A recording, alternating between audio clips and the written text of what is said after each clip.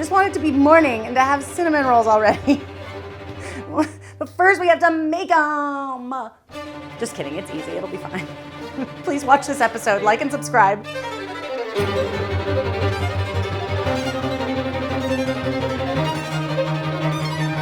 Hello and welcome to this episode of Happy Baking. In this episode, I want to dive into something my family takes particularly seriously: cinnamon rolls. Indeed, the McDowell family are enthusiastic fans, nay, connoisseurs of the sweet morning treat, and only the softest, fluffiest rolls will pass the test of our discerning palates. In this episode, I want to introduce you to my go-to dough that I've been honing for years that makes such perfect cinnamon rolls. But as always, I also want to usher you into the wide world of possibilities beyond just a buttery cinnamon filling. So we'll be making some additional flavors of sweet rolls as well, hopefully sparking some creative ideas of your own. It's going to be a deliciously gooey episode, and I can't wait. So let's get baking. I like to do as much work as possible for breakfast pastries the day before. In this case, I want to make the dough and let it rise or bulk ferment and assemble the cinnamon rolls the day before I intend to actually bake them. That way they're ready and waiting for me in the morning. First, in a small saucepan, I need to heat the milk and water to about 110 degrees Fahrenheit or 45 degrees Celsius over medium-low heat. Then I'll take it off the heat before I begin mixing. Instead of heating it on the stovetop, you can also warm it up in a liquid measuring cup in the microwave. Now, in the bowl of an electric mixer fitted with the dough hook attachment, I'm gonna mix the dry ingredients to combine. In this case, I've got bread flour, dry milk powder, granulated sugar, and some fine sea salt. I'm just gonna mix that for about 30 seconds to combine before I add the yeast and the liquid ingredients. Next, I'm gonna add the instant yeast, the warm milk mixture. I've also got a small amount of room temperature butter, a little bit of sour cream.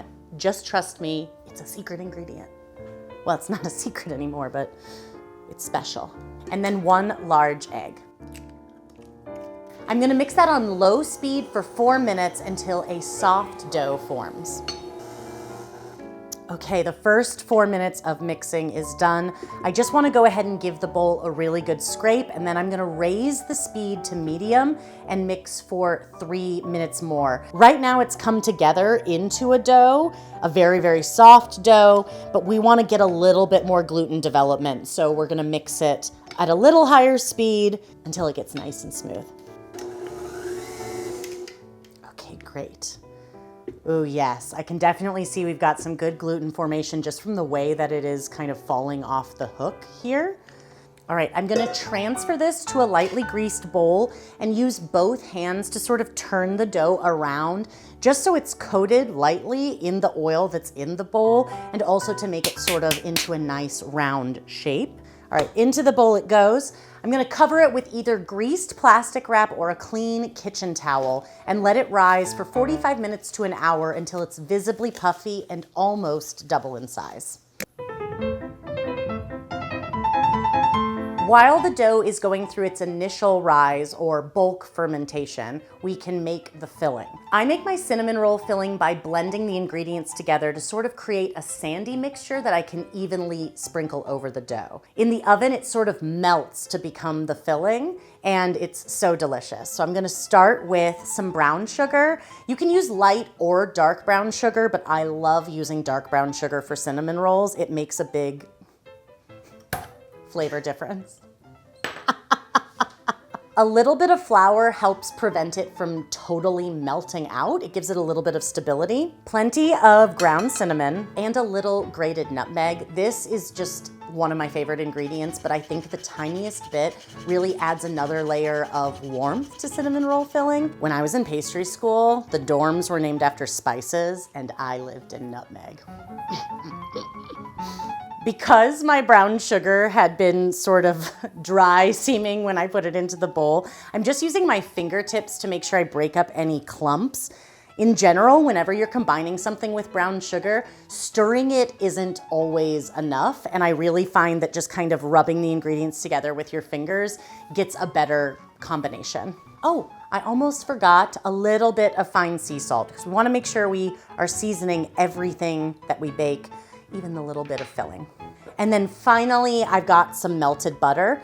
And you're gonna see, this isn't a ton of melted butter. It's not enough to make this into something spreadable. It's something to make it kind of sandy.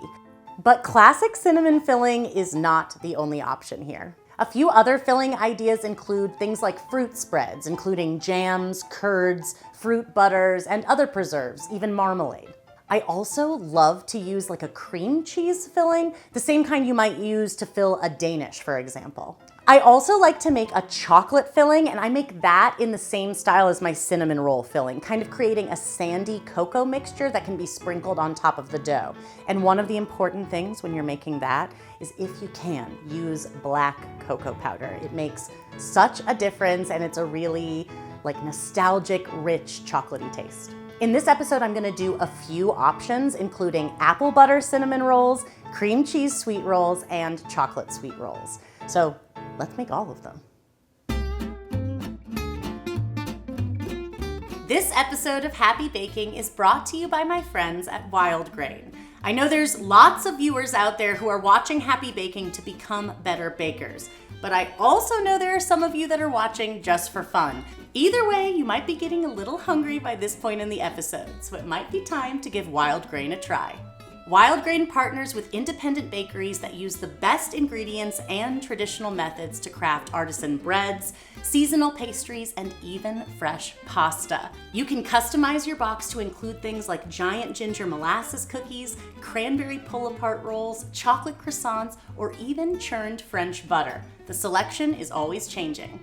Each item arrives frozen, and the goodies inside can be baked in 25 minutes or less. This afternoon, I baked up some of their sourdough bread, a few croissants, and lots of other goodies to share with my crew. And my kitchen smells amazing. A Wildgrain box would also make such a thoughtful gift for any carb lover in your life.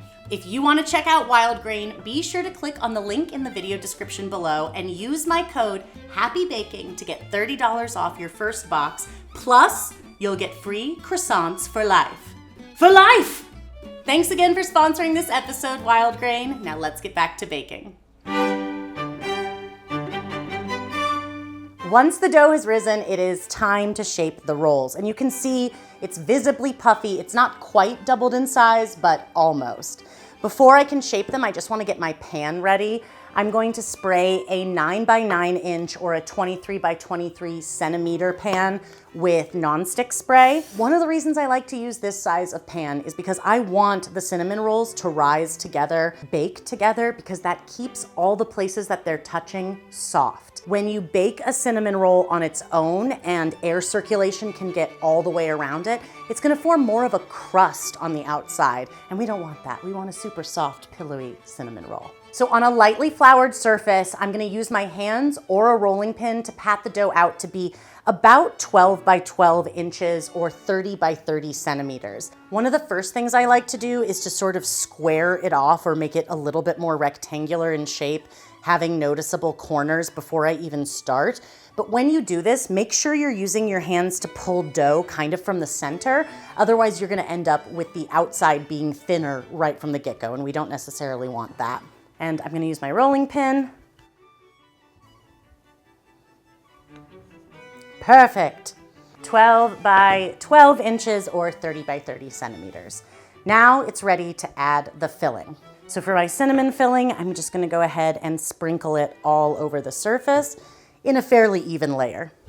Be sure as you're sprinkling the filling on that you're going all the way to the edge, because one of the biggest cinnamon roll mistakes I think people make at home is that they don't necessarily take the filling all the way to the edge, and then those end pieces don't have any filling, they're just dough. So even once it's all on, I'm gonna use my fingertips to push it out towards the edge. And I'm actually also just gonna go over the whole thing, kind of pressing it down to make sure it's like slightly adhered to the dough, because it is a sandy mixture. So when I start to roll it up, if we haven't compacted it a little bit, it's prone to falling out. If I have a couple of empty spots, I'm not really worried about that. I just want it to be a generally pretty even layer. It's gonna get rolled up and that filling is going to melt inside the oven, so it's gonna end up with a more even coverage. So that's how I like to put it on for a sandy filling like the cinnamon or the chocolate filling, but if it's a spreadable filling, it's a tiny bit different. For a spreadable filling like my apple butter cinnamon filling or the cream cheese filling, it's important to leave a very small portion of the dough uncovered. That way you can form a clean seal once you roll it up into a spiral. If it's got that wet filling all over the surface, when I get to the other side and I go to pinch the dough, that filling is just gonna wanna ooze out and it's going to be wet and it's not gonna wanna make a nice seal so that we can get nice, beautiful spirals. Once I've got my filling inside, I'm gonna start rolling up the dough into a tight spiral. Since it's a square and all the sides are the same length, it doesn't really matter which way you go, but I typically start with the dough closest to me and roll away. I always encourage people with cinnamon rolls and the like, really take your time when you start the roll. That's where you're gonna get that nice tight spiral, is if we really are kind of gentle and babying it a little bit at the beginning. The next thing I want to encourage you to do is don't forget to use your thumbs. As you roll up the dough, your thumbs are sort of your best friend to keeping the spiral tight. I can kind of use my fingertips to hold it in place a little bit here, but I want to make sure that I'm pushing the dough up with my thumbs. Once I get the dough into a nice spiral, I do just kind of want to pinch to form a seal. This does not need to be perfect because this is gonna end up being totally hidden by the time we put this into the pan, but it's just gonna make it a little bit easier to handle in these final stages of shaping. So I'm just using my fingertips to pinch. Remember, if you have a lot of flour on the dough, it's not going to want to hold together when you pinch it. So make sure if you see any visible flour, you sort of use your fingertips to brush it away first. Once you pinch the dough to seal, I want to try to elongate my log a tiny bit. So what I'm going to do is a combination of sort of rolling it back and forth with my hands, and you can also kind of pick it up and just gently stretch the dough. I just want to add a little bit of length to it to about 14 inches or 36 centimeters long. Next, it's time to cut the cinnamon rolls, and there's a few different ways you can do this. You can use a sharp knife or serrated knife or even a bench knife. But all of these, even if they are really nice and sharp, have a tendency to squish the dough down. For the nicest, most beautiful spirals, I like to use a piece of kitchen twine. You can also use unflavored dental floss. It gives us a really nice clean cut, and we're gonna have the most beautiful spirals. So I'm gonna go cut myself a piece of twine. I like to cut mine into 1.5 inch or 3 centimeter wide pieces. So I'm just gonna mark that first with my paring knife to make sure that then they're all nice and even. All right, to use the twine to go underneath and cut these, you just kind of wanna slide it under the log, wrap it around right where your little line is, where you made your score mark. You're gonna crisscross the pieces over each other, and you'll just pull as hard as you can. And look how that makes a really nice spiral shape. It keeps it really nice and round. Beautiful. So now I'll just do that for the rest of this log. One of my biggest pet peeves with these kinds of rolls is when they're all different sizes, because they're gonna bake differently. So this is really a time that taking that little bit of extra effort to make sure that you've got the same width for each is gonna make a huge difference in the final bake of your rolls, so that they're all gonna be the same softness and they're all gonna have the same amount of filling. Okay, once they're cut, I'm going to transfer them to my prepared pan. And I just want to arrange them in 3 rows of 3. And they are gonna touch a little bit, but you'll see the rows themselves aren't going to touch each other quite. And as they start to proof and ferment and rise, they are going to start to grow together, and then they'll finish that in the oven. If you do have some that are bigger than the others, be sure to put the biggest ones around the outer edge, because things bake from the outside in. So if you have one that's a little bit smaller than the others, it should be in the very center of your pan, because that way it's not going to burn if it's on the outside. Now the rolls are ready to do their sort of final proofing, but this is also going to include the overnight proof. What I like to do is cover them with greased plastic wrap or a clean kitchen towel and let them rise at room temperature for 30 to 45 minutes, just until I start to see them get slightly puffy.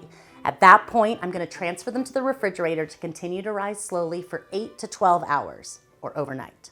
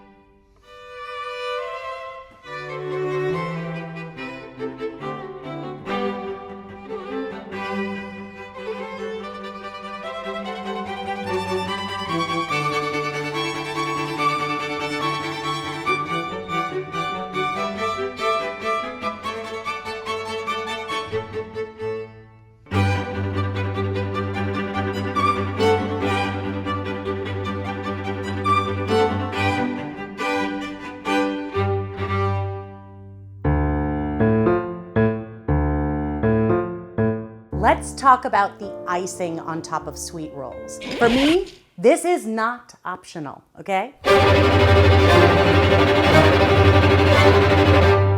My favorite icing is made by whisking a mixture of powdered sugar, vanilla, cream, and just a pinch of salt to combine. Now the cream is kind of important to me here. You can use milk, you can use half and half, but every time someone tastes this icing, they're like, oh my gosh, that icing is so good. And it's because of the cream, okay? So if you really wanna make people excited, use the cream. It should be a thick, spreadable icing, but if needed, you can add more cream to make it thinner, or if needed, you can add powdered sugar a little bit more at a time to thicken it. If it's too thin and runny, it's just gonna immediately melt and become more like a glaze instead of an icing. And I want that like thick, visible icing on the top. This makes a fairly classic glaze, especially for a more classic cinnamon roll, but it's far from the only option. You can use a chocolate glaze by adding cocoa powder to this. You could use a fudge sauce or even a thin chocolate ganache. Really, there's no way to go wrong if you're contemplating drowning your sweet rolls in chocolate. That's one of the most delicious options. You can also make a fruity glaze or use a fruit sauce or coulis. I like to make a fruity glaze by cooking some fruit down to make my own puree and use that as the liquid instead of the cream in a standard icing. But an even easier option is to use a little bit of fruit juice instead. So for the apple cinnamon rolls, I'm gonna use a little bit of apple cider to flavor them. For the cream cheese rolls, I made a raspberry puree and I'm gonna make a delicious raspberry icing. But you can also just use a favorite frosting, like cream cheese frosting on a classic cinnamon roll, or frankly, any of these would be really perfect.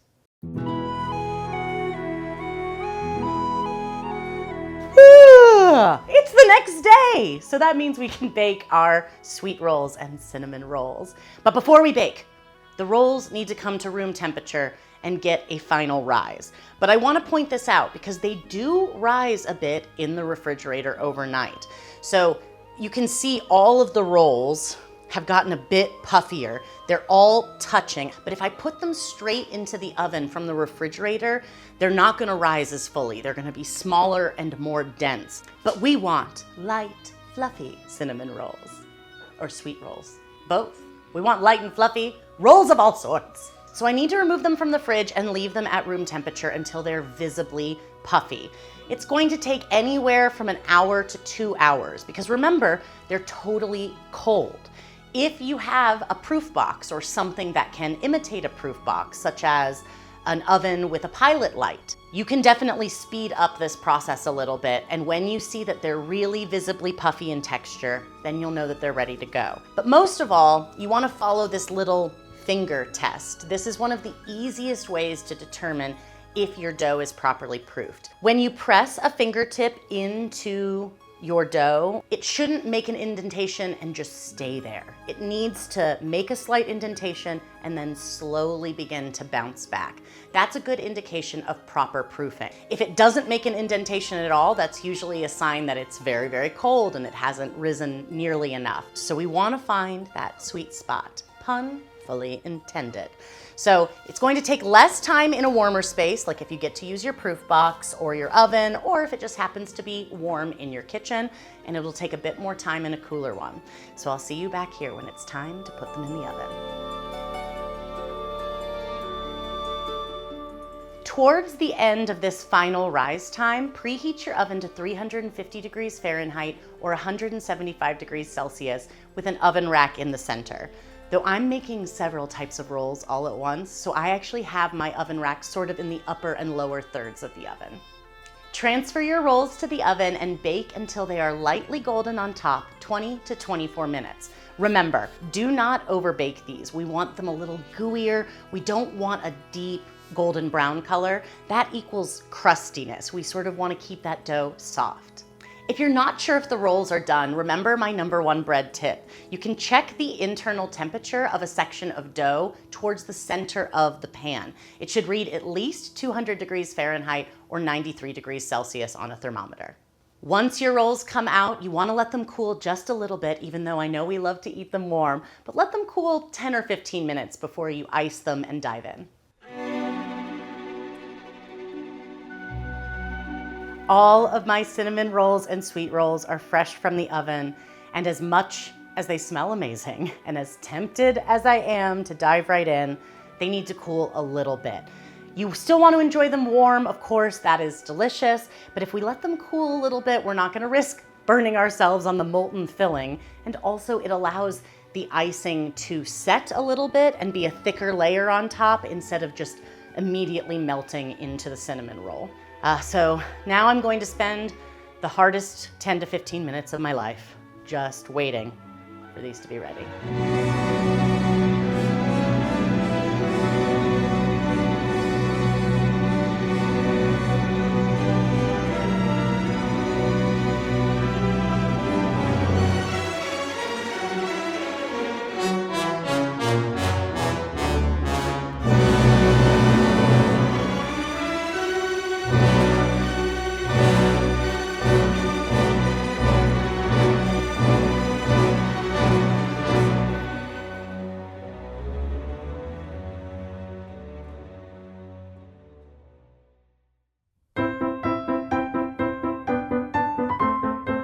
I cannot wait to taste these cinnamon rolls. I think it's like fork, hand, I don't know. I don't want to mix flavors too much. So I'm going to start with my classic cinnamon roll.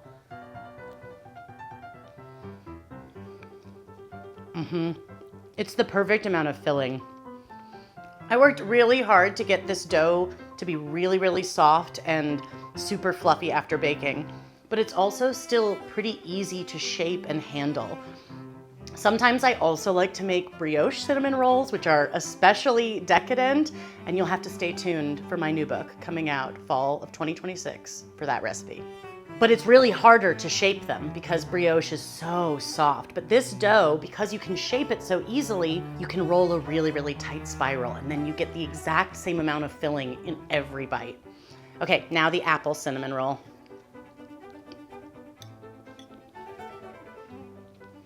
The apple butter on the bottom got caramelized. It's so good. Okay, I think I'm gonna end with chocolate.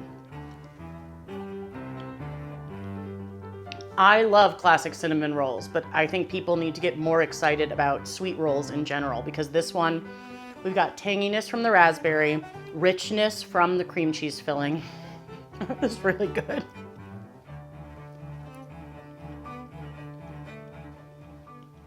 The chocolate rolls are so good. They're so rich, so chocolatey. If you're a chocolate lover or you have a chocolate lover in your life, you absolutely have to try those. They are insane. I'm gonna do a little bit more eating later. And of course, all of these delicious cinnamon and sweet rolls are gonna be taken to my family, my wonderful crew who's here in my kitchen with me, and my neighbors who, not surprisingly, love me very much. Thank you so much for joining me for this episode of Happy Baking.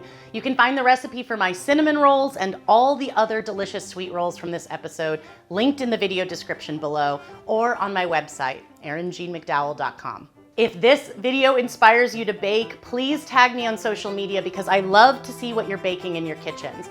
You can find me at emcdowell on Instagram, at Erin Jeanne McDowell on TikTok, and Erin Jeanne McDowell on Facebook. Until next time, wishing you lots of happy baking. I hope I don't have chocolate in my teeth. Okay, until next time, wishing you lots of happy baking. I don't have chocolate in my teeth. Okay guys, while they're hot, come and get them. Frank can roll it. That one's a classic in the corner. Yeah, I know that's the one you've been waiting for. Oh wait, you dropped the middle, that's the best part. Cheers, cinnamon roll cheers.